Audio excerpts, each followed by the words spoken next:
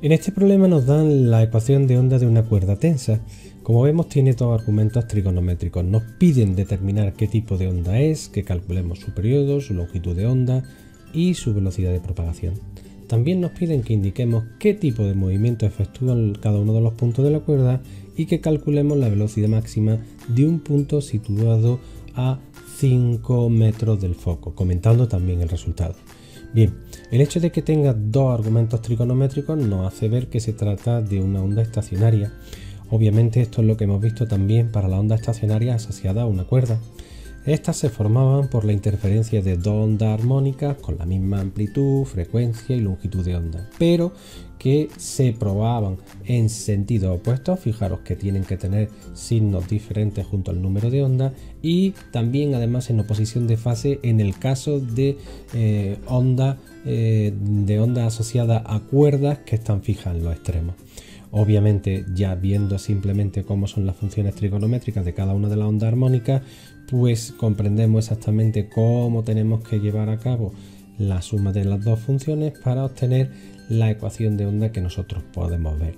Fijaros que en este tipo de ecuaciones estacionarias, de ondas estacionarias, podemos ver que hay un término que marca cuál es la amplitud de la onda estacionaria y otro que va estableciendo cómo es la velocidad de vibración.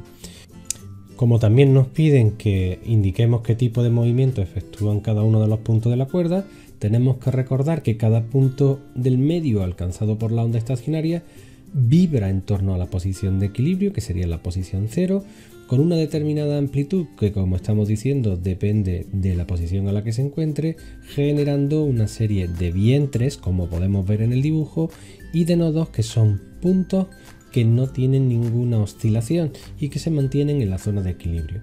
Es muy interesante recordar que como estamos viendo aquí, dos vientres sucesivos están separados a una longitud de onda por completa, como vemos aquí tenemos, de forma que cada nodo lo encontramos a una distancia de lambda medio.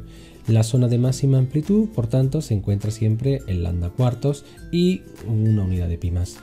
Como nos piden determinar los parámetros más interesantes de la onda, bueno, pues simplemente por comparación nosotros podremos decir que la amplitud es el valor de 4 por 10 elevado a menos 3 dividido entre 2 para cada una de las ondas, digamos, armónicas. El número de onda es el número que acompaña a la posición, va a ser 8pi.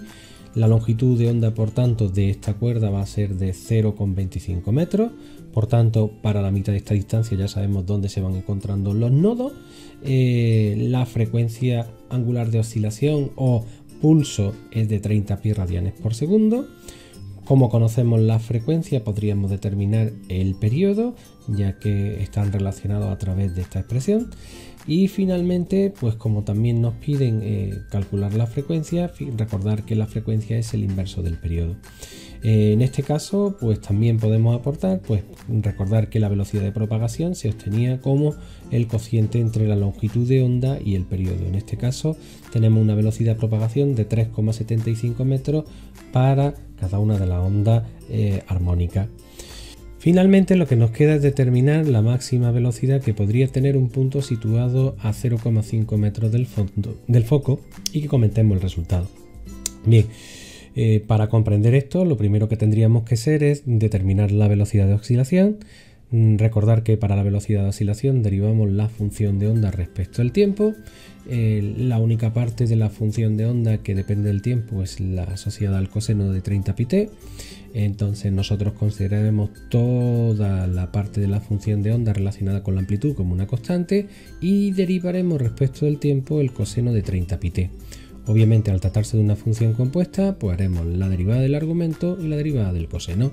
Así es como nosotros tenemos que para la derivada de 30 pi-t, 30 pi, y la derivada del coseno sale el menos el seno. Bien, reagrupando términos, aquí tendríamos cuánto vale la velocidad de oscilación en cada instante. Como nos piden la velocidad máxima para un punto situado a 0,5 metros, obviamente tenemos claro que x lo sustituiríamos por 0,5. Pero aquí es donde realmente no tenemos muy claro exactamente qué hacer con el tiempo. Y es que si nos dicen la velocidad máxima, y la máxima velocidad de oscilación se va a conseguir cuando el seno de 30 pt valga 1. Así que lo que hacemos simplemente es coger nuestra onda y sustituir el seno de 30 pi directamente ya por 1. Pero fijaros lo que ocurre cuando nosotros sustituimos el valor de x en el apartado suyo de su seno, es decir, por 0,5. Es decir, este argumento nos va a salir pues 0,5 por 8pi, va a salir 4pi y el seno de 4pi es 0. Y esto es comprensible, puesto que hemos determinado que la longitud de onda tenía un valor de 0,25 metros y por tanto este número es directamente proporcional a ese valor y por tanto va a coincidir con un nodo, que es lo que realmente estamos viendo. Entonces, obviamente vamos a intentarlo demostrar mejor más que con este argumento. Fijaros, nosotros decimos que tenemos un nodo, es decir, un punto de amplitud 0, ¿vale? Siempre que el seno de kx sea igual a 0, como ocurre en este caso. Entonces lo que nosotros vamos a generalizarlo y lo vamos a demostrar a partir del valor que tenemos. Fijaros que nosotros en nuestro caso habíamos determinado que el número de onda era 8pi, simplemente sustituimos y por tanto es n octavos. Claro, n octavos lo que vamos viendo es que nosotros podríamos ir dándole valores y los nodos se encuentran a 0,125, 0,25, una longitud de onda, 0,375 y 0,5. Con lo cual, conclusión, el valor que hemos obtenido de oscilación es coherente con lo que nosotros hemos estado viendo, que había un nodo cada media longitud de onda y por tanto 0,5 es directamente proporcional a la longitud de onda que hemos obtenido y esta es la razón por la cual podemos al final confirmar que este punto es un nodo.